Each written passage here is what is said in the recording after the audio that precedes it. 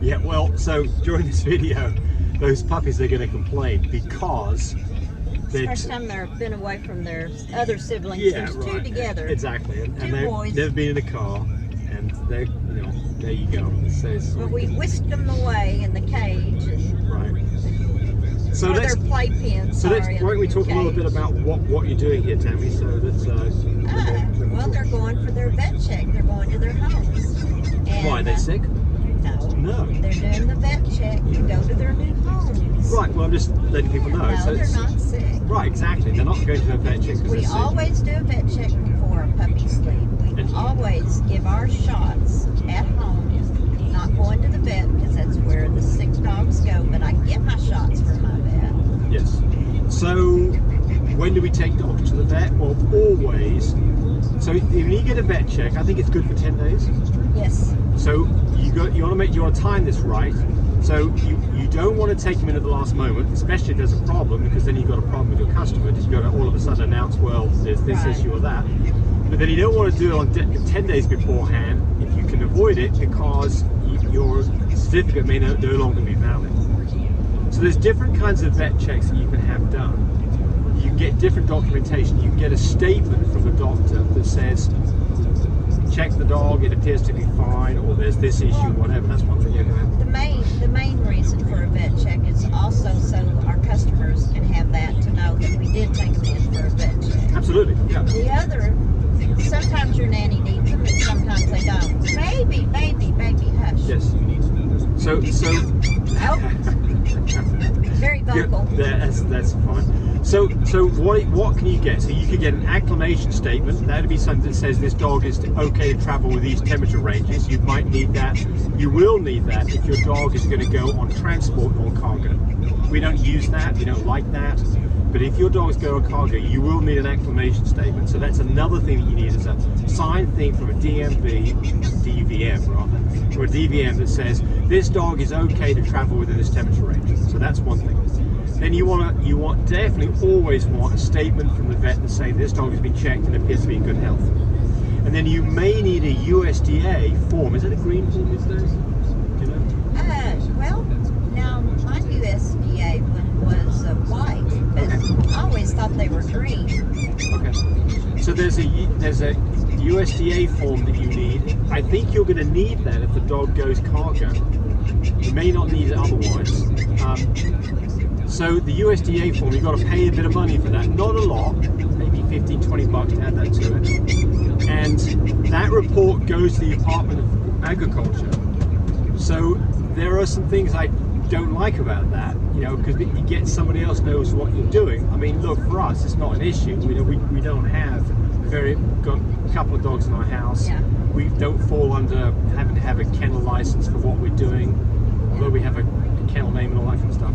But you just got to be aware of what you need. So you might need you always need a statement from the dog that says the dog is in good health. If it's going cargo, you will need an acclimation statement that talks about temperatures. And then you probably need the USDA form. Well, the only deal about temperatures is if you're doing cargo. Yes, Hopefully you're not sending your Frenchies on cargo. So we're not going cargo, right. And then it's picking up. And there's only certain times of the year that you could do snub-nosed dogs.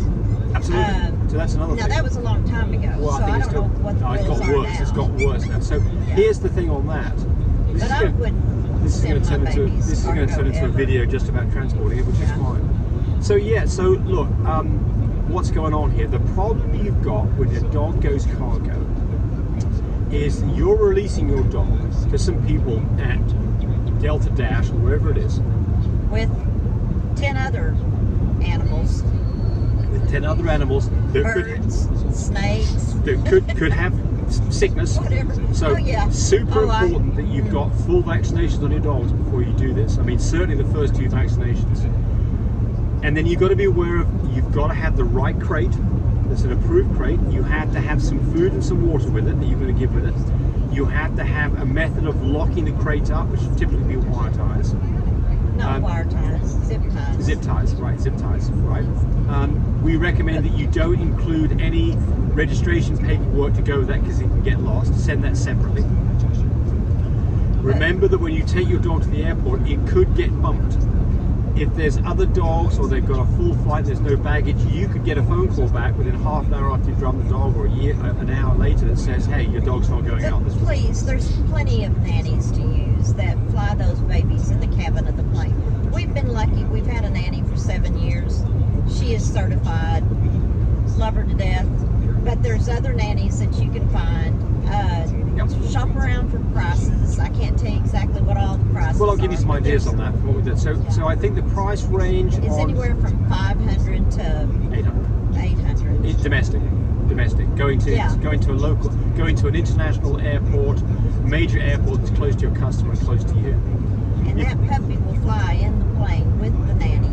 So in the cabin of the plane. Right, so then there's none of this acclimation problem at all. So the problem gets to be with a dog that's going to be on the tarmac, waiting to get on the plane.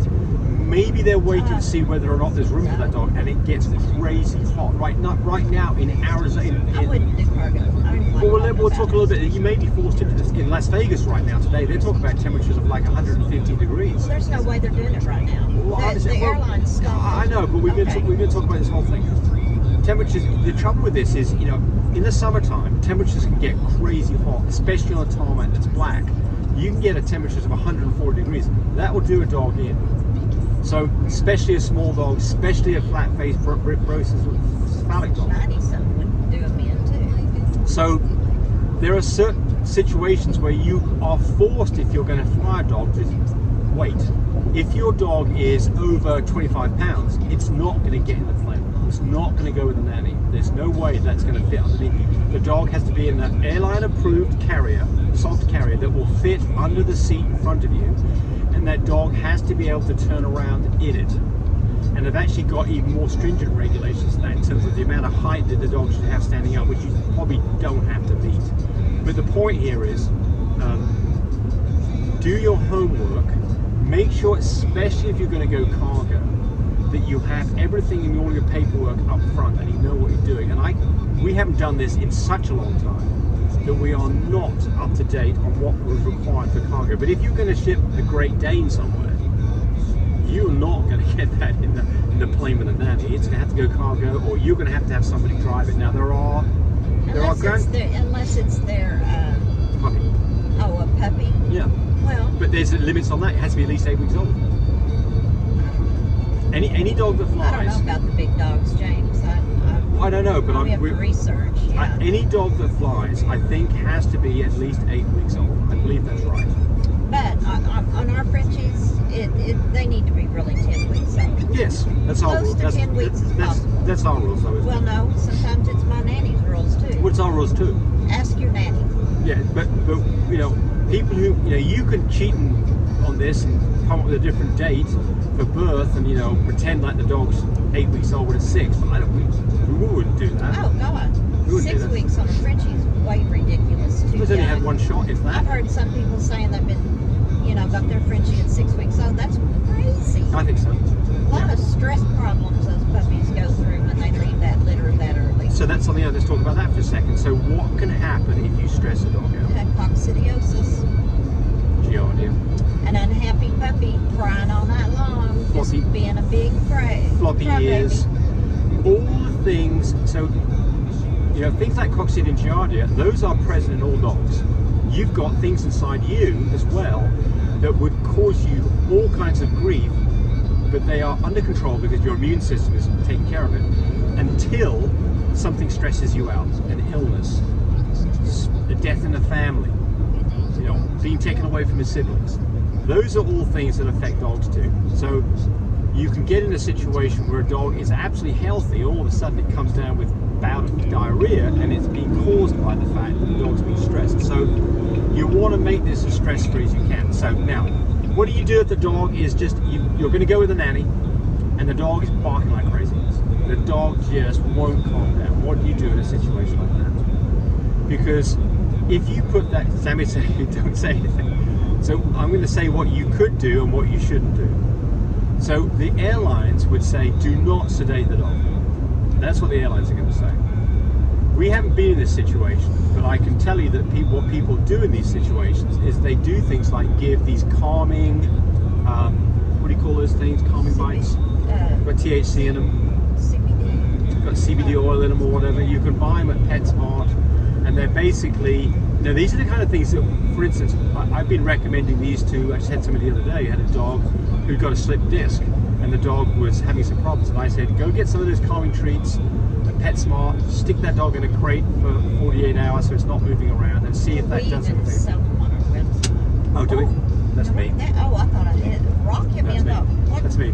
Bird dropped it. But you could give that. You can give that to a dog, as a calming thing. The Benadryl, you got to be careful on that because you can overdose a dog on Benadryl. Yeah. So we don't really, and the airlines would not like that. If they ask you if you give the dog anything, you have, and they probably will refuse the dog. So just be aware of that too. So we're not endorsing that you do that. Anytime you give your dog anything, Google it. Absolutely. Yeah. Weigh the dog, know the weight. Don't take our word for it. Yeah, don't take our word for it. Right. Okay, there was something else I was going to say. Oh yeah, well I'm going to give you a situation that we ran into. This was a dog that came from overseas. He was this was Napoleon. Napoleon was probably 2 years old. He was a stud dog, and we got him. And he came from Holland, and when he arrived, we were waiting to get the custom stuff done, and I could see him. He was about 30 feet away from me in a crate. And you're not allowed to go behind that line. Overheating, just overheating in a horrible way. Yes. And scared. I mean, they wouldn't listen to me. They wouldn't, they were telling me to stay there. I couldn't come in there. Basically going to shoot me if I did anything. I had some water bottles ready. The moment I got my hands on that dog, I doused him with water. So, if you're going to go pick a dog up, you're not going to have these problems, but it's always just in case. Have some water with you. Give that dog a drink. Pour some water on that dog's head. Go get a towel and soak it with water. Put it under its armpits. If you got alcohol with you, put that under his armpits, under his thighs. Tammy says squirt lemon juice in their mouth too. Yeah, that lemon juice, lime juice, any kind of citrus. Yeah, Don't flood him, but just get it down there. It'll break the saliva up that's choking him because he's just building it all up and can't swallow. So I'll say this about what their tongue will definitely be a way different color. You'll know when a dog's doing this. The dog's panting like crazy, and you can see the dog's in distress. And you got to act quickly in those situations. So these puppies in the back right now. We're in an air-conditioned vehicle. I hear them panting away. I know, but they're feeling a bit of stress, aren't they? They don't like this. Upset. Yeah. That's what stress is. They're upset. So we've got to keep an eye on it. Just don't be silly. Yeah. So for us, we've never had a problem shipping a dog with a nanny. Never, not one time. No. We've had some problems with nannies that are lousy on communication. We've had some problems with nannies that get bumped, and the next thing you know, it's taking 2 days to get a dog somewhere, which we hate. No, we haven't done that in a long time. I got rid of that girl real quick. The person that we try to use these days is Kelly, and Kelly goes and gets a ticket for the dog, and there's no. She's certified. She's certified. There's no stand. Yeah. There's no standby going on. Yeah. More expensive. She gets on, but more expensive. Right. So, okay. More money to get the dog there. That's all right for me. One of the best ways is that somebody physically comes to you and picks a dog up, drives the dog back, and it's in their hands. I like that solution. There are ground travel people. I'm not a fan of ground travel people. Why? Because they put your dog in with 10 other dogs they're transporting all at the same time. Sometimes they're by themselves, but you want to make sure there's communication. You want to do your homework there for sure. Well, make sure they're who they say they are and they're not stealing your dog. That's the other thing. Well, okay, so there's a thing called U-Ship. I've used U-Ship before to transport cars and things like that. U-Ship, you get on there and people will bid on what you want to have done. And people will do dogs as well. So be careful. You want to make sure that you're using U-Ship for somebody who's got some feedback. You had some, the star rating? What do you call it? Yeah, it's star rating. Yeah. Ratings, reviews. Yeah, reviews. It has some reviews, so they're not just, because they could be putting on there stealing a dog. They're not going to do that if they've got 5 reviews that are all good. And the other thing about ground transport is find out how long it's going to take for them to get your dog to where it's going. Because it could take some of these people 3 days to a week. Yeah. It's happened to us. Yeah. Happened to us. And I don't like it. No, don't like it at all. Make sure that you've got food, that you're giving the Make food. sure you give them a leash or a harness. Yes, Go buy a harness because a harness. maybe even put it on the next Put a harness on so that don't let this dog loose with just a leash and do something stupid. Yeah. But Okay, well nannies are the best way to go. so we're done with this Especially one. the certified ones. We hear a lot of vet to get these dogs checked out, but I mean the point here is just do your research ahead of time. Yeah. Don't get yourself in a bind and your puppy's in trouble. Thanks for encouraging me to do more of these videos. But do remember, disclaimer here, I am not a vet. I'm not a licensed medical professional. I'm purely a person who's been breeding dogs for the last couple of decades. Any information that you got from this video, use at your own risk. There's nothing implied here, and certainly this should not be used as a substitute for advice from your veterinarian or your medical professional. I hope you enjoyed the video. Come back for more of them. Frisky now, come on up here, dog.